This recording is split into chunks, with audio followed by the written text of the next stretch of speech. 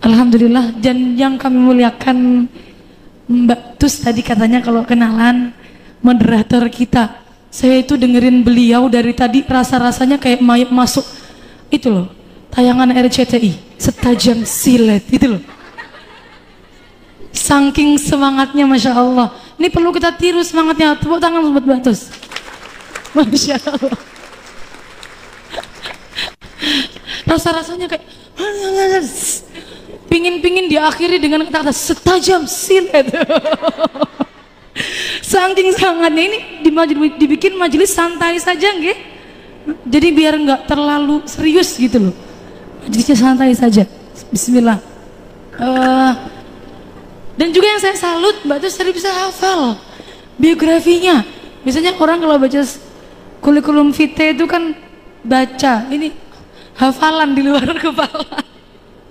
Masya Allah, Alhamdulillah. Tema kita kali ini memang diawali dengan rindu. Rindu, begitu ya, melalui bimbingan, melalui bakti kepada guru dan pesantren. Tapi teman-teman, biasanya anak-anak muda ini kalau dibilang rindu, dibilang cinta, langsung senyum, langsung. Tapi saya paham 100% rindu yang kalian maksud bukan buat pesantren dan guru. Cinta yang kalian maksud bukan buat pesantren dan guru, tapi yang kalian maksud buat dia yang ada di sana.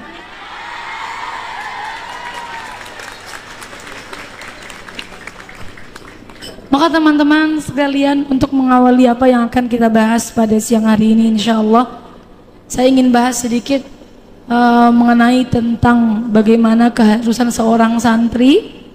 Kita akan awali dengan, kalau sedang dalam kondisi mencari ilmu, ingat apa yang didahulukan oleh para guru-guru kita, termasuk saya mengutip dawuh dari Syekh Yusri. Beliau sering mendengungkan ini, rokiz ala ma anta alaih, fokuslah terhadap apa yang sedang kalian kerjakan saat ini.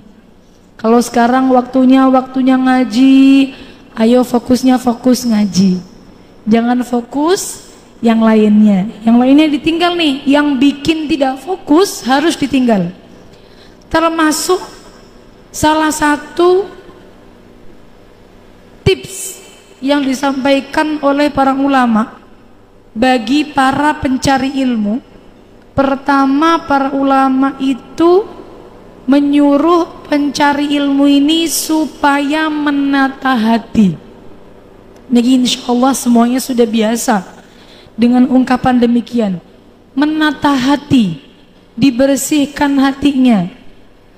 Didauhkan oleh Al-Imam Maki Nasr dalam kitabnya, beliau mengungkapkan termasuk dari menata hati itu menghilangkan segala hal yang membuat kita tidak fokus mengaji. Jadi kalau semisal yang bikin gak fokus itu laki-laki, maka harus diputuskan. Kalau yang bikin gak fokus itu handphone, maka harus ditinggalkan. Insya Alhamdulillah ya. Di pondok boleh gak bawa HP? Gak boleh, Alhamdulillah. Tandanya supaya fokus ngajinya. Betul memang. Kalau di pondok boleh bawa HP, saya jamin teman-teman tidak akan fokus mengaji, tapi fokus sama HP. Karena dengan berbagai macam yang ada di dalam HP ini membuat kita tidak fokus untuk mengaji. Itu penting teman-teman. Apa saja yang membuat kita tidak fokus mengaji, ditinggalkan. Termasuk yang paling berat biasanya kalau di pondok keharusan nggak bawa HP. Seringnya itu adalah tidak fokus mengaji karena kepikiran dengan orang tua yang di rumah. Betul? Padahal orang tuanya di rumah nggak ngapa-ngapain. Ya di rumah sehat. Ya di rumah alhamdulillah nggak ngapa-ngapain, nggak ada musibah, nggak ada apa-apa. Tapi tetap dipikir sama yang di pondok.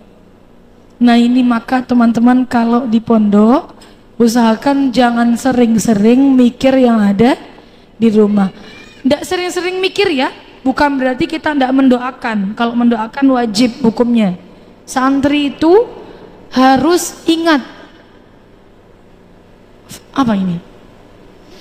Harus ingat kewajiban seorang santri itu selain dia belajar, wajib untuk mendoakan guru dan orang tua. Tidak boleh ditinggal setelah sholat, tidak boleh ditinggal. Termasuk min asbabi jalbil rizki, sebab rizkinya seseorang itu bisa banyak, ya, bisa menarik rizki. Termasuk salah satunya adalah dengan mendoakan kedua orang tua.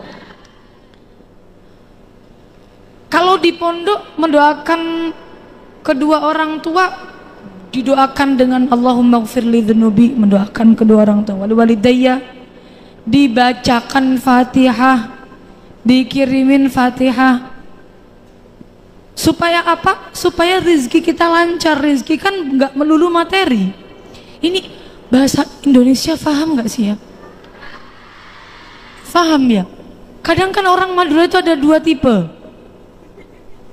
Ada yang paham bahasa, paham ocak bahasa. Ada yang nggak paham bahasa. Bisanya Madura tok. Ada yang bisa Maduranya tok, nggak paham bahasa Indonesia. Nggak ada, paham ge? Kalau bahasa Jawa, hah?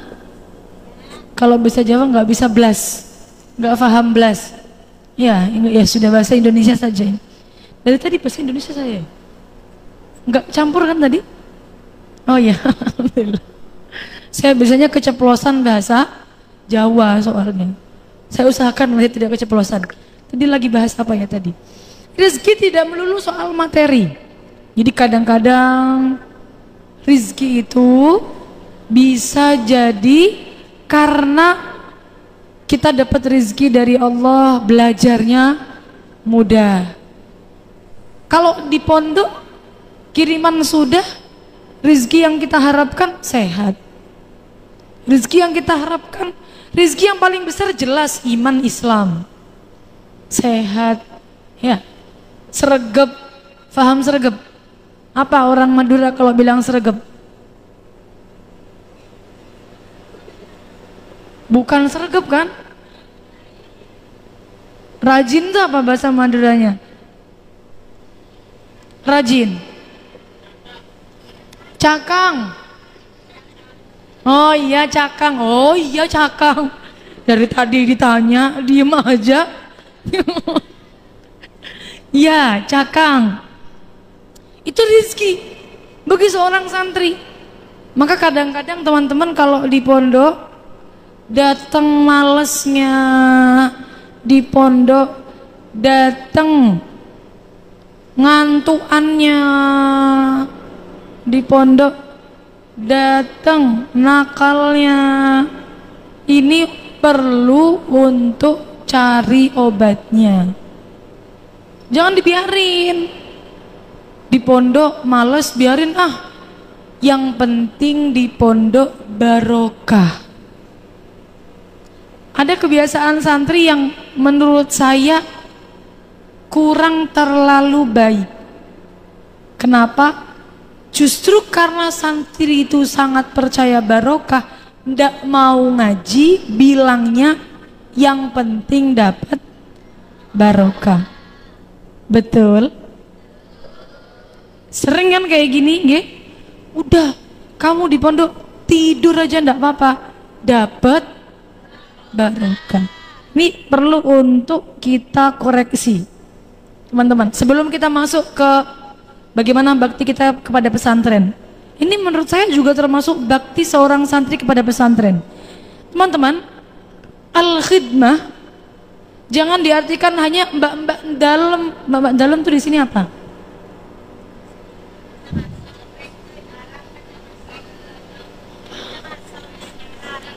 Rancam masuk. Ancam masuk. Kabulah. Apa tadi kencem masuk? Kancah masuk. Mbak dalam itu namanya kanca masuk. Oh, kanca masuk. Saya baru paham ya. Oh, masuk dalam. Maka di bahasa Madura kan kanca masuk. Dalamnya mana? Kanca masuk dalam. Nggak ada ya. Karena beda bahasa sama bahasa Jawa teman-teman. Makanya saya baru paham ini. Saya juga kalau di mana ya? Kalau di saya dulu pernah mondok di Madura tapi tidak ada istilah mbak dalam memang. Karena semua yang mondok di sana secara otomatis jadi kebulah, jadi kanca masuk secara otomatis. Tidak ada namanya mbak yang pondok santri pondok tidak ada. Semuanya jadi kanca masuk seperti itu. Jangan diartikan khidmah bagi seorang santri itu hanya sebatas yang kanca masuk, yang khidmah kepada kiai tok yang di dalam. Jangan. Teman-teman perlu pahami arti khidmah sesungguhnya. Al-khidmah berarti tandanya kita mengabdi. Kalau kita bahasakan secara artinya daripada khidmah, kita mengabdi.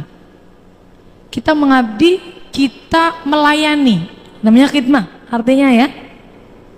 Maka yang dimaksud lebih luas lagi dari khidmah ini, kita melakukan suatu hal yang membuat kiai bahagia, namanya adalah khidmah. Kalau kita sregep, kalau kita ikut peraturan, kalau kita tidak melanggar, ini kita niati dalam rangka kita berkhidmah, kita ingin membahagiakan kiai, namanya adalah khidmah. Sama, bukan berarti khidmah itu harus yang pakai pekerjaan berat, nyapu-nyapu berarti khidmah. Oh, kalau belajar bukan khidmah? Enggak, belajar bisa juga bermakna khidmah. Jangan kemudian kita remehkan. Oh, apa sih kok khidmah? Khidmah kalau kita lihat dari kalamnya Sayyid Muhammad Alawi Al-Maliki, beliau mendawuhkan sabatul ilmi bil mudzakarah wa naf'uhu biridhal masyayikh wa barakatuhu bil khidmah. Ini kalau kita pretelin ya, paham pretelin nggak? Kita perinci, kita kupas satu-satu. Sabatul ilmi bil mudzakarah. Kalau mau ilmunya lekat, dapat ilmu, caranya cuman satu, dengan dipelajari, dengan mudzakarah, dipelajari. Maka teman-teman jangan dibolak-balik. Saya mau khidmah supaya dapat ilmu, tidak bisa. Orang khidmah itu nanti posisinya nomor 3. Wa barakatuhu bil khidmah. Kalau mau dapat ilmu bil mudzakarah. Karena sabatul ilmi bil mudzakarah. Ini mungkin saya memberikan semangat untuk teman-teman yang sudah jadi pengurus, yang sudah yang jadi kancah masuk ya. Bener ya? Ya, yang jadi kancah masuk itu ya. Ini saya memberikan semangat. Kadang-kadang kalau kita banyak tugas, akhirnya kesempatan kita untuk mengaji semakin sedikit. Tapi bukan berarti kemudian dengan demikian kita sudah nggak usah ngaji aja, sekalian saya khidmah aja. Jangan. Apalagi kalau memang masih kancah masuk, biasanya itu masih taraf sekolah, biasanya masih kelas-kelas belajar. Kalau pengurus kan biasanya sudah selesai belajarnya baru khidmah. Nah, kalau masih kancah masuk biasanya kan masih belajar. Maka usahakan untuk betul-betul disempat-sempatkan ngaji, disempat-sempatkan untuk belajar.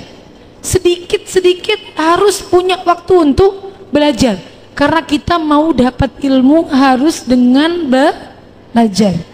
Nggak bisa orang kok tidur-tidur pingin jadi orang pintar, nggak bisa. Orang kalau mau faham ilmu, mau faham bagaimana itu ngaji, ya harus belajar, harus berusaha, harus cakang, harus melawan malas itu harus. Niki penting ya, karena sering, saya manggil mbak atau ibu, panjenengan di sini jadi ibu guru kan, ibu aja, atau ustazah, biasanya panggilannya ibu kan, mbak bisa, iya. Nih, mbak atau ibu-ibu aja ya? Ya ibu, jadi bingung sama panggilannya. Iya, lebih tua dari saya, panjenengan. Iya, makanya manggilnya, lu jangan ngobrol kita. Kok jadi ngobrol kita? Ibu aja ya. Iya, jadi banyak bu. Oh, nggak enak ya? Mbak aja ya. Jadi banyak mbak, terus kalau di pondok itu, mbak-mbak itu memang begitu. Fokus khidmah, lupa ngaji. Ada yang fokus ngaji lupa khidmah. Lah ini kita harus seimbangkan teman-teman, karena mau dapat semuanya itu perlu semuanya. Sabatul ilmi bil mudzakarah wa naf'uhu biridha syekh wa barakatuhu bil khidmah. Orang mau ngaji terus ilmunya ndak manfaat, mau nggak? Ilmu nggak manfaat, nggak bisa diamalin. Ilmu ndak manfaat, ndak ada efek baiknya. Ilmu ndak manfaat, tidak bisa mendekatkan diri kita kepada Allah. Karena al-ilmu an-nafi', ilmu yang manfaat itu sejatinya adalah khasyah. Khasyah, takut kepada Allah. Kok dia semakin ngaji, semakin mondok, semakin lama belajarnya, tapi tidak ada efek hatinya semakin takut kepada Allah, justru malah merasa semakin jauh kepada Allah, dari Allah, maka yang ini ditakutkan berarti ilmunya tidak manfaat. Na'udzubillah sama na'udzubillah min dzalik. Sama. Jadi man izdada ilman walam yazdad hudan lam yazdad minallah illa bu'da. Orang kalau tambah ilmunya tapi kok hidayahnya ndak nambah, kok takwanya ndak nambah, maka lam yazdad minallah illa bu'da. Dia hanya bertambah semakin jauh kepada Allah. Na'udzubillah, sama na'udzubillah min dzalik. Siapa mau di sini dapat ilmu tapi tidak berkah ilmunya? Mau? Ilmu kalau tidak berkah, sebanyak apapun ilmunya tidak akan bisa dirasakan kebaikannya. Karena berkah itu kalau kita kupas dari lafadz barokah, artinya adalah ziyadatul khair. Barokah itu, berkah itu tambah-tambah kebaikannya. Kalau nambah ilmunya tapi nggak tambah-tambah kebaikannya, maka teman-teman perlu waspada. Harus kita usahakan ketiga-tiganya. Ilmunya dapat, juga manfaat. Maka manfaatnya kita usahakan dengan mendapatkan ridho guru.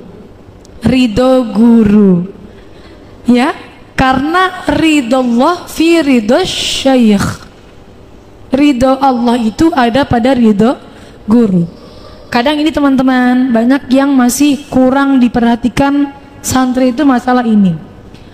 Udah tidak terlalu memperhatikan hal ini membuat guru saya senang atau tidak. Padahal kalau mau jadi santri, pertama yang disiapkan itu adalah siap untuk manut sama guru, siap untuk sam'an wa ta'atan kepada guru. Saya ceritain, ini sebenarnya cerita yang sudah masyhur di antara kalangan para santri, tapi tidak apa-apa, saya ingin cerita. Barangkali teman-teman di sini sebagian ada yang belum tahu. Cerita yang sering kita kupas untuk dijadikan pelajaran sebagai seorang santri adalah bagaimana proses mondoknya Nabi Musa kepada Nabi Khidir. Proses mondoknya gimana sama Allah? Awalnya begini, awalnya begini. Nabi Musa itu awalnya mengaku bahwa dirinya itu orang yang paling alim sudah. Ketika ditanya siapa yang paling alim, saya. Karena saya nggak ngerti siapa ada orang yang lebih alim daripada saya. Nabi Musa merasa yang sudah paling alim. Akhirnya sama Allah diberitahu bahwa di muka bumi ini ada yang lebih alim daripada kamu. Kamu harus berguru kepadanya. Nah, akhirnya dia suruh oleh Allah untuk berguru. Diberitahu untuk berguru kepada orang-orang yang demikian, nanti kamu bisa menemukan orang ini di sinilah, diberi ciri-ciri demikian. Singkat cerita, Nabi Musa sudah ketemu dengan Nabi Khidir. Akhirnya matur sama Nabi Khidir. Nabi Khidir, saya minta diajarin. Saya minta untuk bisa ngaji kepada panjenengan. Hal tu'allimani mimma 'allimta rusyda, ayatnya itu Nabi Musa minta kepada Nabi Khidir untuk supaya diajarkan ilmunya Nabi Khidir. Terus jawabnya Nabi Khidir, tidak bisa, kamu tidak akan bisa. Wa kaifa tasbiru ala ma lam tuhit bihi khubra, kamu tidak bisa soalnya nanti kamu gak akan sabar, kata Nabi Khidir. Sabar bisa Nabi Khidir, saya bisa sabar, kata Nabi Musa. Terus akhirnya Nabi Khidir memberikan satu syarat. Sebelum mondok memberikan satu syarat. Syaratnya jangan bertanya sebelum saya kasih tahu alasannya. Sebelum saya kasih tahu jangan nanya. Alasannya simpel ya. Jangan nanya sebelum saya kasih tahu. Jalan sudah Nabi Musa sama Nabi Khidir. Masuk naik perahu. Perahu lagi bagus-bagusnya, dinaikin malah dilubangin sama Nabi Khidir. Langsung Nabi Musa nanya, loh kenapa panjenengan lubangin? Nanti akhorok tahal, kenapa panjenengan lubangin? Nanti yang naik tenggelam. Kan kata Nabi Khidir, qala alam aqul innaka lan tastati'a ma'ya sabr, kamu tidak bisa sabar bareng dengan saya, tidak bisa sabar. Akhirnya oh ya maaf Nabi Musa, saya lupa. Jalan lagi Nabi Musa dan Nabi Khidir turun dari perahu yang sudah dilubangin tadi, ketemu dengan anak kecil lagi main sama teman-temannya.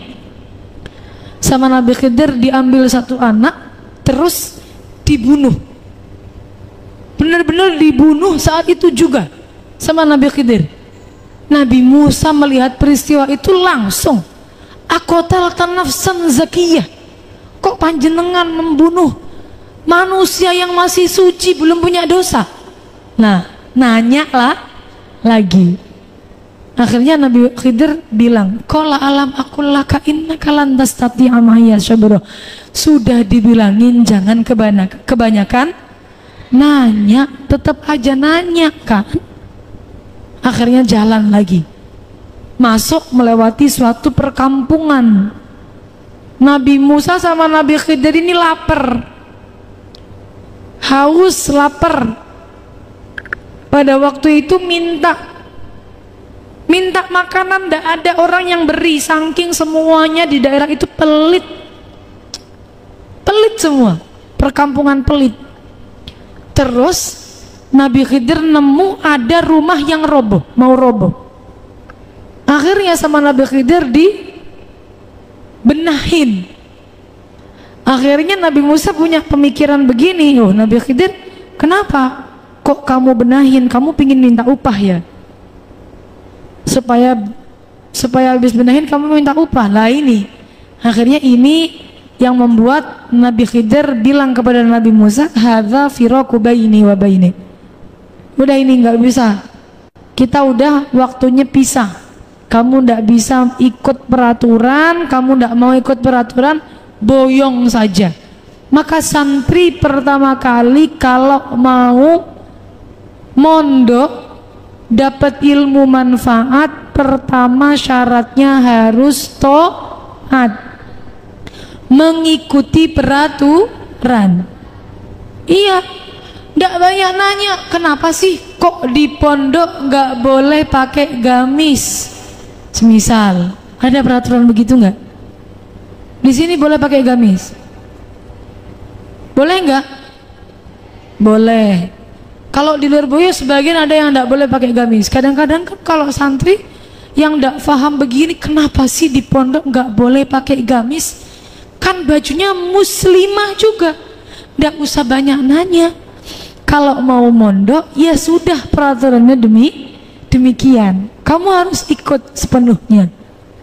Ada lagi peraturan, semisal pulang, semisal ya, pulang wajib dijemput oleh wali, masih nego. Kalau yang jemput kakak ipar laki-laki boleh nggak? Boleh nggak? Mahram dah? Ipar laki-laki mahram dah? Tidak. Berarti kira-kira kalau ndak mahram boleh nggak? Ndak boleh, karena tidak bisa jadi wali, bukan mahram yang jemput. Banyak kalau dari awal mondoknya itu niatnya belum betul-betul, seringkali terhalang dalam hal tidak mau taat 100% kepada pondok. Maka teman-teman, ayo pertama kita niatkan, kalau mengikuti peraturan, kalau dibilangin sama guru, yang manut, yang ikut, jangan mengecewakan guru. Kalau bisa buat guru itu bahagia, supaya apa? Supaya ilmunya manfaat, sama ilmunya berkah. Berkahnya itu dengan khidmah, barakatuhu bil khidmah, berkah ilmunya. Jadi kalau teman-teman bisa difahami, ilmunya sudah ada tapi berkah. Caranya dengan khidmah. Bukan gak ada ilmunya kemudian pingin berkah. Yang berkah apa? Konsep pemikirannya nih loh, barokatul ilmi bil khidmah. Jadi khidmah itu biar cara supaya ilmu yang kita dapat ini meskipun sedikit tapi berkah.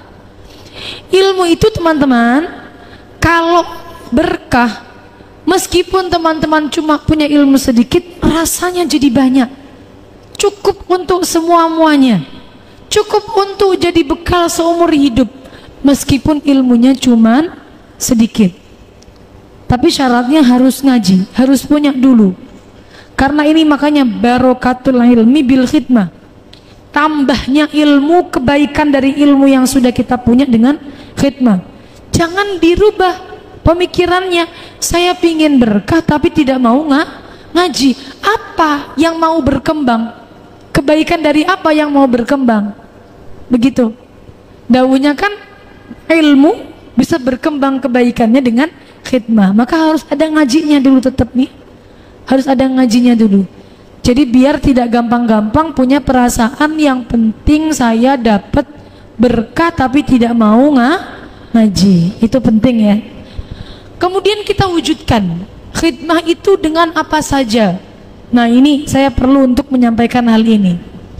Khidmatus syuyuh kurbatun azimah wa manqabatun jasimah. Disebutkan oleh sebagian ulama demikian, bahwa kita khidmah kepada guru ini termasuk suatu ibadah, suatu ibadah yang agung, suatu amal kebaikan yang besar sekali manfaatnya. Nah, khidmah itu yang butuh bukan guru, tapi yang butuh adalah kita. Kalau tadi di awal sudah kita bahas, khidmah itu tidak melulu nyapu-nyapu, tidak melulu jadi pengurus, tidak melulu jadi ketua kamar, tidak melulu rewang-rewang, tapi semuanya bisa berpotensi khidmah. Tapi kalau panjenengan ditanya, loh, kalau semisal disuruh untuk nyapu-nyapu berarti khidmah enggak? Jelas khidmah. Yang enggak nyapu-nyapu saja khidmah, apalagi yang nyapu, apalagi yang jadi pengurus, apalagi yang jadi ustazah, apalagi yang jadi kancah masuk ya, Apalagi yang kita perlu effort dalam tenaga untuk membungahkan guru, membahagiakan guru, namanya adalah khidmah. Seperti itu. Nah, khidmah itu supaya teman-teman pahami, kalau kita niatnya khidmah itu yang butuh adalah santri. Karena kita pingin keberkahan dari ilmu dengan khidmah. Jadi jangan sampai direbah. Oh, kalau kita bantuin guru itu, guru butuh bantuan kita. Salah. Oh, kalau kita bantuin pondok itu, pondok butuh bantuan kita. Salah. Yang butuh itu kita. Kita butuh membantu untuk kita mendapatkan manfaatnya kembali. Kenapa kalau kita butuh? Coba teman-teman bayangkan. Semisal ada acara, ada panitianya, khidmah panitianya kepada acara itu, maka teman-teman yang jadi panitia pasti mau nggak mau pasti belajar yang namanya sosialisasi dengan sesama, belajar menahan ego, belajar yang namanya sabar. Jauh lebih besar dari teman-teman yang tidak jadi panitia. Jadi pengurus, dijadikan ketua kamar, tugasnya setiap hari bangunin santri sholat subuh, bangunin santri sholat tahajud. Di sini kalau jadi ketua kamar, bangun malamnya jam berapa? Di sini wajib bangunnya jam berapa? Subuh atau qabla subuh? Wajib bangun malam?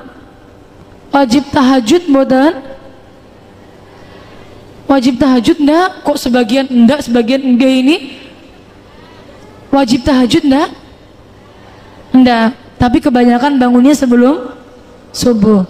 Kalau jadi ketua kamar bangunin enggak? Bangunin. Ini ada yang pernah jadi ketua kamar? Coba ngacung, mana ketua kamarnya ini? Mana di sini? Oh, ini ketua kamarnya pakai baju. Oh, pink ini berarti ketua kamar. Oh, yang pink ini berarti pengurusnya. Iya. Oh, ini berarti buronannya yang hijau-hijau ini.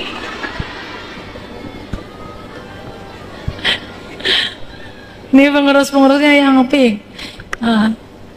Maka dalam khidmah ini kita belajar pertama sabar.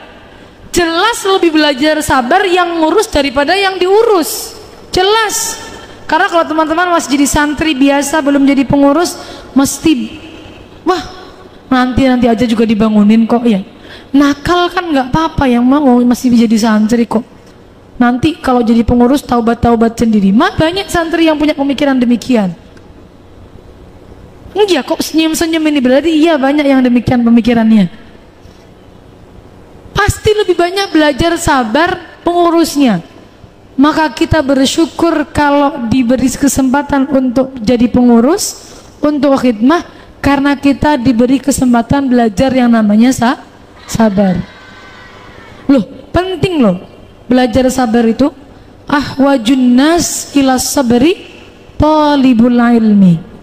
Yang paling butuh namanya sabar itu adalah pencari ilmu. Sabar mendapati hal-hal yang tidak sesuai dengan apa yang kita harapkan. Sabar walaupun kehidupan ini terasa berat. Semisal itu kan penting sabar itu. Kalau Cak Ahmad sering mengutip quote itu biasanya, sabar mencintai walaupun tidak dicintai. Itu kan butuh belajar itu kan. Butuh belajar, sama butuh belajar sabar. Ada lagi pelajaran kalau misal teman-teman khidmah, yaitu adalah ikhlas. Ikhlas, saya nanya di sini, teman-teman ikhlas belajar sabar itu. Kalau santri penting sekali untuk memahami kita itu di pondok dididik supaya ikhlas. Saya nanya, jadi ketua kamar, jadi pengurus digaji enggak?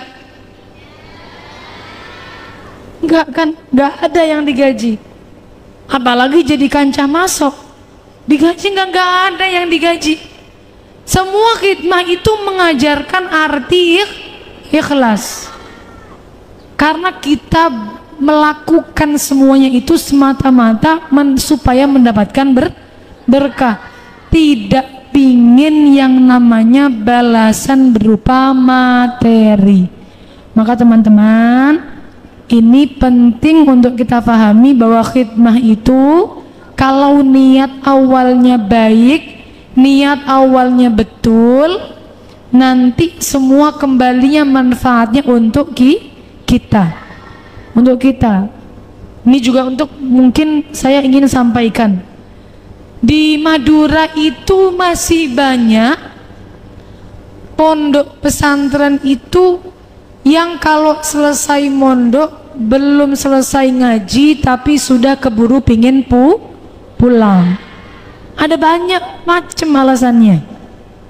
Pertama, sudah ada yang melamar. Di Madura masih banyak enggak nikah usia 17 tahun? Lebih kecil lagi masih banyak. 15 tahun? Ada. 16 tahun banyak sudah mulai ada ya, 17 tahun. Ngajinya baru 2 tahun sudah pingin nikah.